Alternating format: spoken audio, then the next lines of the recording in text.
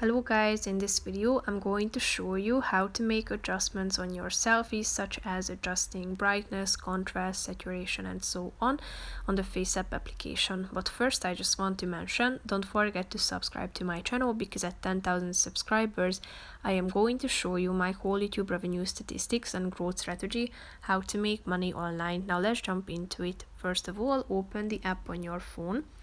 After that, select the picture you want to edit.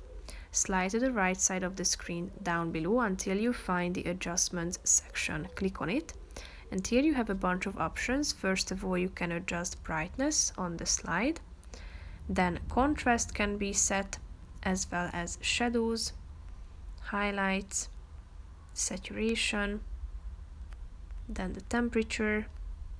You can set the tint, you can sharpen your picture, use the grain feature, and basically that's it. If you want to, you can also use the auto adjustment feature in the upper right corner of the screen, and you can see the contrast by clicking on the contrast button down below on the right side.